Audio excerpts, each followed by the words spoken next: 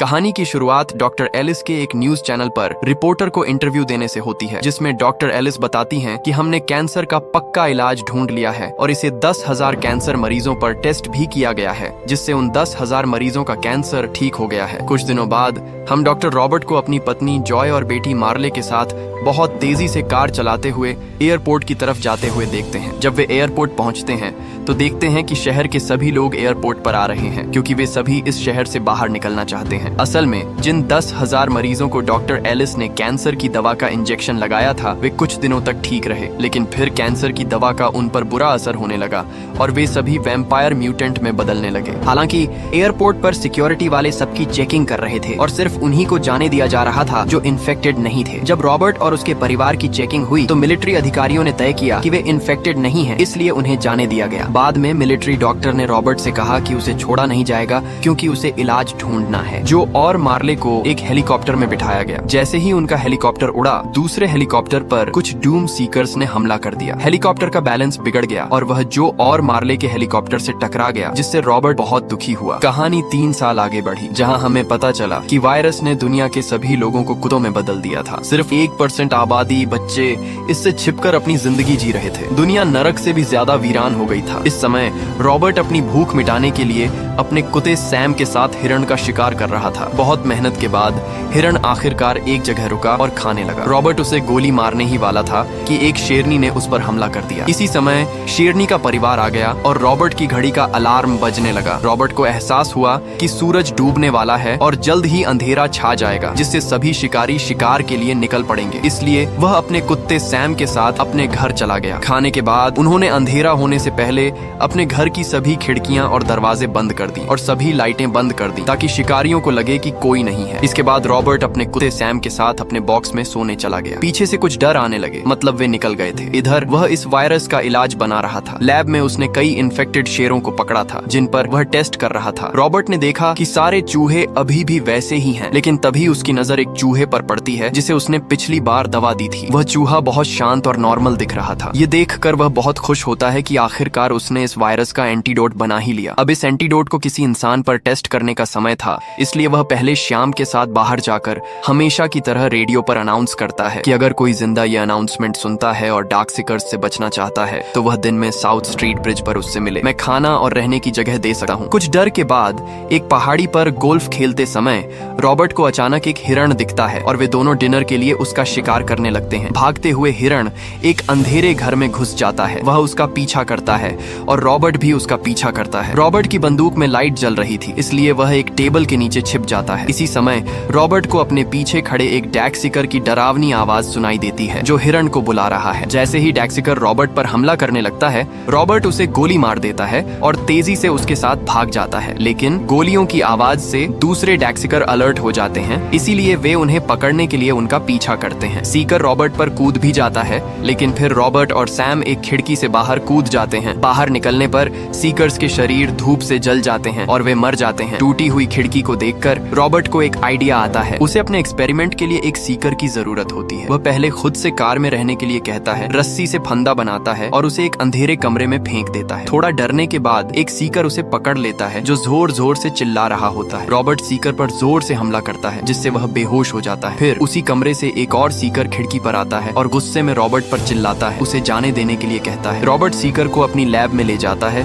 और उसके शरीर में लेटेस्ट टेस्ट दवा इंजेक्ट करता है। रॉबर्ट देखता है कि यह एक फीमेल डॉग सीकर है, जिसके शरीर पर तितली का टैटू है। थोड़ा डरने के बाद रॉबर्ट को एहसास होता है कि इस दवा के असर से सीकर की हार्ट बीट धीमी हो गई है। रॉबर्ट की माँ को उम्मीद है कि फीमेल डॉग सीकर फिर से पूरी तरह से इंसान बन जाएगी, लेकिन फीमेल डॉग सीकर उठती है और रोबोट पर हमला करने की कोशिश करती है और बेहोश हो जाती है। इससे रॉबर्ट की उम्मीदें टूट जाती हैं। अगले दिन जब रॉबर्ट और उसकी टीम खाने की तलाश में बाहर होते हैं, तो उसे बाहर एक मूर्ति खड़ी दिखती है। उसे कुछ अजीब लगा है। गुस्से में वह उस पर गोली चला देता है, जिससे वह गिर जाती है। मूर्ति से पानी निकलने लगता है। रॉबर्ट मूर्ति के पास जाता है और उसे देखता है। फिर वह सिर में चोट लगने से गिर जाता है और बेहोश हो जाता है। कुत्ता रॉबर्ट पर चिल्ला रहा है। उस शाम रॉबर्ट तब जागता है जब उसकी घड़ी का अलार्म बजता है। वह उसे पीठ के बल लेटा हुआ देखता है और उसका कुत्ता सीकर उस पर भौंक रहा है। रॉबर्ट भी देखता है कि अंधेरा हो रहा है, इसलिए वह जल्दी से अपना चाकू निकालता है। वह रस्सी काटता है और नीचे गिर जाता है, लेकिन इसी बीच उसका चाकू उसके पैर में फंस फंस जाता है, जिससे उसे बहुत दर्द होता है। फिर अंधेरे में उसे वही डार्क सीकर दिखाई देता है जिसने उसे फंसाने के लिए यह जाल बिछाया था। उसके साथ 2 म्यूटेंट कुत्ते भी थे जो पूरी तरह अंधेरा होने का इंतजार कर रहे थे। यह देखकर रॉबर्ट घबरा जाता है और अपनी कार की तरफ भागता है। थोड़ा डर कर जब सूरज पूरी तरह डूब जाता है तो डार्क सीकर अपने कुत्तों को उन पर छोड़ देता है, जिससे वे रॉबर्ट और सैम पर हमला कर देते हैं। लेकिन रॉबर्ट बड़ी फुर्ती से दोनों कुत्तों को गोली मारकर मार डालता है। लेकिन इस दौरान वह देखता है कि एक कुत्ते ने खुद को काट लिया है। रॉबर्ट जल्दी से अपनी कार में बैठकर घर जाता है और उसमें दवा का इंजेक्शन लगाता है, लेकिन अब वह बहुत डर गया था। सैंड के शरीर में वायरस पूरी तरह फैल चुका था और वह अब म्यूटेंट बन गया था। वह खुद रॉबर्ट पर हमला करने लगता है, लेकिन अब रॉबर्ट भारी मन से अपने प्यारे कुत्ते का गला घोंटकर उसे मारने पर मजबूर हो जाता है। रॉबर्ट बहुत दुखी था क्योंकि इस शहर में रोबोट के अलावा उसका कोई साथी नहीं था। वह बिल्कुल अकेला था और उसने बचपन से खुद को ही पाला था। रॉबर्ट बिल्कुल अकेला था। रात में रॉबर्ट अपनी कार उठाता है और अपने प्यारे कुत्ते की मौत का बदला लेने निकल पड़ता है। वह गुस्से में अपनी कार के सामने आने वाले सभी पोस्टमैन को मार डालता है। वह गाड़ी चला रहा था, लेकिन तभी उसकी कार का एक्सीडेंट हो गया और वह बुरी तरह घायल होकर कार में फंस गया। तभी डार्क सीकर्स ने उन पर कुत्ते छोड़ दिए थे। वह वहां आया